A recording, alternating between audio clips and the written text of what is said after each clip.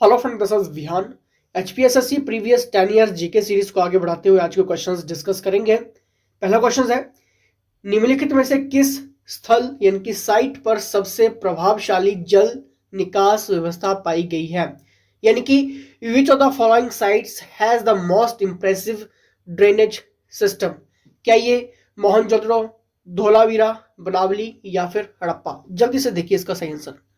Friends, इसका बिल्कुल सही आंसर होगा मोहनजोदड़ो। ठीक है फ्रेंड्स, जल निकास व्यवस्था की अगर बात की जाती है यानी कि इंप्रेसिव ड्रेनेज सिस्टम की, तो वो आपका मोहनजोदड़ो में पाई गई है। ठीक है, और अगर आप हिमाचल के किसी भी एग्जाम की तैयारी कर रहे हैं, ठीक है, तो जल्दी से स्क्रीनशॉट ले लीजिए कि ये सारी चीजें आप व्हाट्सएप पे प्राप्त कर सकते हैं जिस भी एग्जाम की आप तैयारी कर रहे हैं। ठीक है, तो जल्दी से व्हाट्सएप कर लेना। ठीक है, चलिए नेक्स्ट हम यहां पर देखेंगे, अशोक के शासन में प्रथम तथा सबसे महत्वपूर्ण घटना जो उसके शिलालेखों में अंकित थी।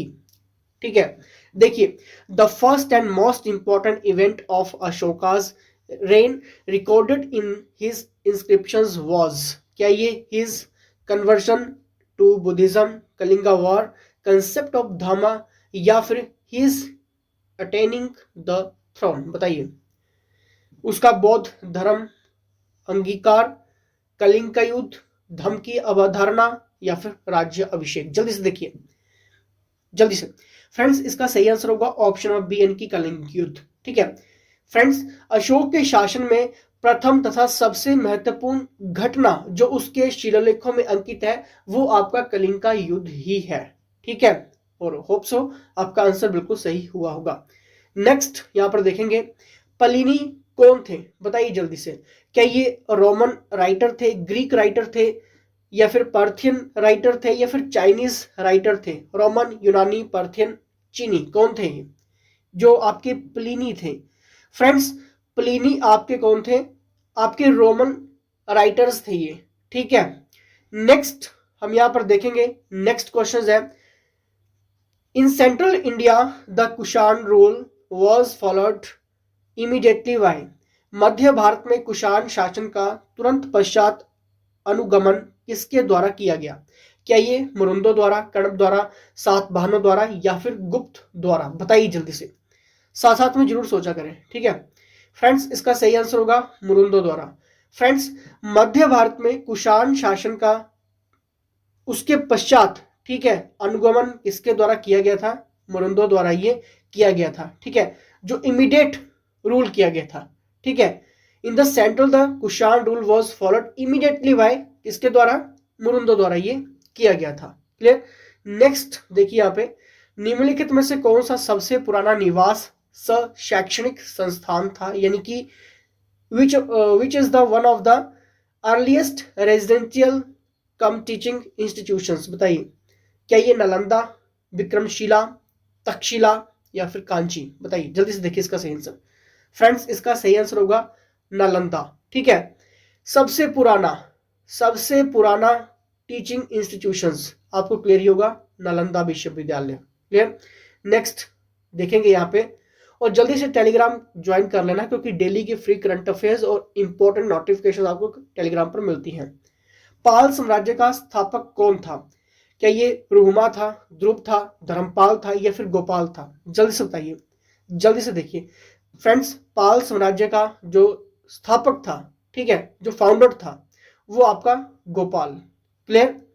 नेक्स्ट हम यहाँ पर देखेंगे, फ्रेंड्स, अगर आप हिमाचल में किसी की भी तैयारी कर रहे हैं, किसी भी एग्जाम की, और कहीं भी प्रॉब्लम आ रही है, ठीक है, नहीं पता लग रहा है, टॉपिक सब्जेक्ट्स नहीं क्लियर हो रहे हैं, ठीक है, क्योंकि वीडियो के बीच में ये सारी चीजें नहीं बता सकता आपको, टाइम वेस्ट होता है, व्हाट्सएप कर लेना। कन्नौज के राजा, महिपाल के राजा कवि कौन थे? क्या ये कलन, बाण, रवि कीर्ति, या फिर राजशेखर? देखिए, कन्नौज के राजा, महिपाल के राजा कवि कौन थे? इसका सही आंसर होगा राजशेखरा। ठीक है, और यहां से क्वेश्चंस अभी हाईलाइट हुए हैं आपके एग्जाम में। क्लियर। नेक्स्ट देखेंगे, साथ साथ में टॉपिक सब टॉपिक जरूर देखा करें। उमर ए चहलगानी नामक प्रसिद्ध की रचना किसने की थी? बताइए किसने की थी?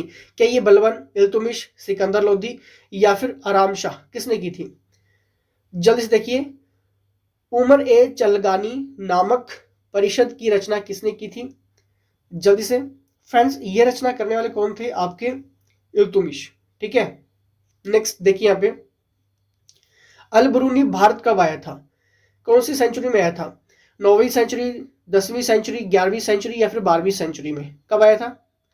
देखिए 11वीं शताब्दी में आया था। ठीक है, 11वीं सेंचुरी में आपका अल बरूनी भारत आया था। क्लियर? नेक्स्ट देखेंगे यहाँ पे, किसके आक्रमण के कारण चोल साम्राज्य का अंतिम रूप से पतन यानी कि शमन हुआ? अलाउद्दीन खिलजी, मोहम्मद बिन तुगलक, बलबन या फिर फिरोज शाह तुगलक? जल्दी से बताइए फ्रेंड्स, इसका सही आंसर होगा ऑप्शन नंबर ए यानी कि अलाउद्दीन खिलजी। किसके आक्रमण के कारण चोल साम्राज्य का अंतिम रूप से पतन हो गया था? तो वो अलाउद्दीन खिलजी के आक्रमण के कारण। ठीक है, चोल साम्राज्य अंतिम रूप से इनकी पतन, बिल्कुल। ठीक है, नेक्स्ट देखेंगे यहां पर, किसके कारण मराठा साम्राज्य एक सामंती मुख्यालयों का राज्य संघ संभव बना? देखिए यहां पर, what lead to the Maratha empire becoming a confederacy of feudal chiefs? बताइए जल्दी से। देखिए, क्या ये पेशवाओं का उदय, संभाजी की कमजोरियां, आंग्रीय तथा भोंसले जैसे पुराने सरदारों की महत्वाकांक्षाएं, या फिर इनमें से कोई नहीं? जल्दी से, किसके कारण मराठा साम्राज्य एक सामंती मुखियाओं का राज्य संघ संभव बना? इसका सही आंसर होगा ऑप्शन नंबर ए यानी कि पेशवाओं का उदय, the rise of the Peshwas. ठीक है, और यहां से भी क्वेश्चन देखने को मिले अभी हाल ही में। क्लियर? और इन सभी क्वेश्चंस के अगर आपने डेली टेस्ट लगाने एडवांस लेवल पे तो व्हाट्सएप कर लेना। नेक्स्ट यहाँ पे, अफगान वंश का प्रथम धर्मनिरपेक्ष शासक कौन था? जल्दी से, क्या ये चंगेज खां, बलबन, शेरशाह या फिर अबुल शाह? कौन था अफगान वंश का प्रथम धर्मनिरपेक्ष शासक? कौन था? कौन था जी? वो आपका शेरशाह था। क्लियर? नेक्स्ट देखिए, द्वैध शासन प्रणाली का उन्मूलन किसने किया था? जल्दी से बताइए। द ड्यूल सिस्टम की बात बार बार होती है। ठीक है, क्या ये लॉर्ड कैनिंग द्वारा, वॉरेन हेस्टिंग्स द्वारा, लॉर्ड रिपन द्वारा, लॉर्ड लिटन द्वारा? किसके द्वारा ड्यूल सिस्टम? बताइए फ्रेंड्स, इसका सही आंसर होगा ऑप्शन नंबर बी यानी कि वॉरेन हेस्टिंग्स द्वारा। ठीक है, द्वैध शासन यानी कि ड्यूल सिस्टम की प्रणाली, ठीक है, अनुमोलन किया गया था। ठीक है, एब्लोज बाय। ठीक है, नेक्स्ट देखिए यहाँ पे, किस राष्ट्रवादी सिपाही ने रैंड का कत्ल किया था? इंपॉर्टेंट है क्वेश्चन ये। Militant nationalist killed the Rand. क्या ये दामोदर चापीकर, बरिंद्र कुमार घोष, जतेंद्र नाथ बैनर्जी या फिर प्रफुल्ल चाकी? बताइए फ्रेंड्स, किस राष्ट्रवादी सिपाही ने रैंड का कत्ल किया था? अब देखिए क्वेश्चंस में आपको बता दूंगा कि क्वेश्चंस क्यों पूछा गया है। दामोदर चापीकर, देखिए ये उस टाइम टॉप 10 मैगजीन्स में क्वेश्चन था और आपके एसएससी और रेलवेज में क्वेश्चन आ रहा था। ठीक है, और वहीं से सेम टू सेम क्वेश्चंस आपके हमीरपुर बोर्ड ने भी आपके पेपर में पूछ लिया। तो इसी तरह की और भी एडवांस लेवल पे क्वेश्चंस अगर आप लेना चाहते हैं, ठीक है, तो व्हाट्सएप कर लेना किसी भी एग्जाम की अगर आप तैयारी कर रहे हैं। नेक्स्ट हम यहाँ पर देखेंगे, नेक्स्ट यहाँ पे, निम्नलिखित में से कौन सा नेता श्रमिक संघ आंदोलनों के उद्भव में शामिल नहीं था? बताइए। लाला लाजपत राय, बीपी बाड़िया, एम ए जिन्ना या फिर एनएम जोशी? बताइए। नॉट इन्वॉल्व की यहां पर बात हो रही है। ठीक है, नेता श्रमिक संघ आंदोलनों के उद्भव में शामिल नहीं था। जल्दी से देखिए, which of the following leaders was not involved with the emergence of trade union movements? बताइए। The right answer is option number C यानी कि एम ए जिन्ना। ठीक है, बाकी आपके सभी थे ये। क्लियर? नेक्स्ट देखेंगे यहाँ पे, नेक्स्ट क्वेश्चन है। नेक्स्ट क्वेश्चन, भ्रंशन उद्भवित होता है किससे? Faulting owes its origin to? बताइए जल्दी से। देखिए, क्या ये tensional forces, compressional forces, convergent forces या फिर ऑल ऑफ दिस? बताइए जल्दी से। देखिए आपका फॉल्टिंग ऑज जो है वो कैसे ओरिजिन होता है? वो आपका ओरिजिन होता है दोस्तों आपके तनन बल की ओर से, यानी कि टेंशनल फोर्सेस। ठीक है, याद रख लेना। क्लियर? और इसी तरह के डेली साइंस के क्वेश्चंस के लिए आप एडवांस लेवल पे लेना चाहते हैं तो व्हाट्सएप कर लेना। ठीक है, नेक्स्ट देखिए यहाँ पे, पृथ्वी का उद्भव माना गया है आज से पूर्व। क्या ये 3.6 करोड़ वर्ष, 4.6 करोड़ वर्ष, 5.6 करोड़ वर्ष या फिर 6.6 करोड़ वर्ष? बताइए उद्भव पृथ्वी का। देखिए इसका सही आंसर होगा ऑप्शन बी, यानी कि 4.6 करोड़ वर्ष पहले पृथ्वी का उद्भव, यानी कि यहाँ पर हम ये कह सकते हैं पृथ्वी ओरिजिन, ठीक है, जन्म, ठीक है, माना गया है। नेक्स्ट देखेंगे यहाँ पे, मॉनसूनी हवाएं किस वर्ग में आती हैं? बताइए किस वर्ग में आती हैं, जल्दी से देखिए, जल्दी से। क्या ये planetary winds, local winds, periodic winds या फिर नन ऑफ दिस? बताइए। Monsoon winds fall in the category of, जल्दी से।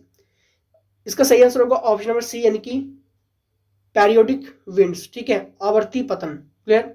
जो आपकी मानसूनी हवाएं हैं वो किस कैटेगरी में आती हैं? वो आपकी आती है पेरियोडिक विंड्स में। क्लियर? आवर्ती पवन। नेक्स्ट देखेंगे, निम्नलिखित में से कौन सा एक वर्षण यानी कि पातन का एक प्रकार नहीं है? जल्दी से बताइए। क्या ये स्नो, ड्यू, स्लीट, हेल? और ये काफी बार रिपीट हुआ क्वेश्चन। इसका सही आंसर होगा ऑप्शन बी, यानी कि ड्यू ऑस। क्लियर? नेक्स्ट यहां पर देखेंगे, the position of the sun, the moon and the earth in a straight line is called. बताइए इसका सही आंसर क्या होगा? और ये क्वेश्चंस काफी हाईलाइट हुआ है, ठीक है, जल्दी से देखिए इसका सही answer. The position of the sun, the moon and the earth in a straight line is called. जल्दी से देखिए, जल्दी से देखिए, सिजगी, ठीक है। अगर आपने सोचा और सही हो तो वेल डन। और ये क्वेश्चंस बार बार रिपीट हुआ है आपके एग्जाम में। क्लियर? सॉरी, इसका सही आंसर, जी हाँ, युति आयुति बिंदु, ठीक है, सिजगी ही इसका सही आंसर होगा। क्लियर? नेक्स्ट देखेंगे यहां पर, which of the following is not a method of solid waste management? जल्दी से देखिए। इंसिनरेशन, कंपोजिटिंग, लैंडफिल साइट्स या फिर नन ऑफ दिस? बताइए निम्नलिखित में से कौन सी एक ठोस अपशिष्ट प्रबंधन की विधि नहीं है? The right answer is option number D, यानी कि none of these. Clear? Next देखेंगे यहां पर, which of the following countries consumes more fish then any other country in the world? निम्नलिखित में से किस देश में अन्य देशों के मुकाबले अधिक मछली का उपभोग किया जाता है? बताइए।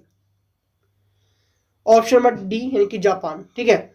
फ्रेंड्स, निम्नलिखित में से किस देश में अन्य देशों के मुकाबले अधिक मछली का उपभोग किया जाता है? तो वो आपका जापान है, सबसे ज्यादा, ठीक है, कंज्यूम करता है मछली का। Clear?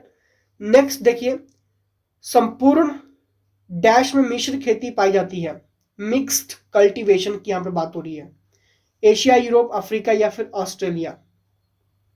The right answer is option number B, यानी कि यूरोप, ठीक है, संपूर्ण यूरोप में, ठीक है, आपकी मिश्र खेती पाई जाती है, यानी कि मिक्स्ड कल्टीवेशंस, ठीक है। जल्दी से टेलीग्राम ग्रुप को ज्वाइन करो, हिमाचल के किसी भी एग्जाम की तैयारी करें, किसी भी एग्जाम की, ठीक है। न्यू ईयर ऑफर काफी अच्छे आपको मिल रहे हैं, ठीक है, वन टाइम पेमेंट के साथ, बहुत ही कम फीस में। ये मानकर चलो कि 200 से 300 रुपए साल भर की फीस, ठीक है, इतना कम है, ठीक है, और वो भी सारे पैकेज आपको मिल रहे हैं। क्लियर? तो जल्दी से व्हाट्सएप कर लेना, ये नंबर आपकी स्क्रीन के सामने है। क्लियर? क्योंकि एचपीजी की आपकी टीम एकमात्र टीम है जिसके 70% मेंबर्स जो है वो गवर्नमेंट एम्प्लॉय हैं, और हमारे पास एक्सपीरियंस है 7 सालों का, ठीक है, हमारे एक्सपर्ट्स के अंडर। अगर आप तैयारी करोगे तो आपके लिए अच्छा रहेगा।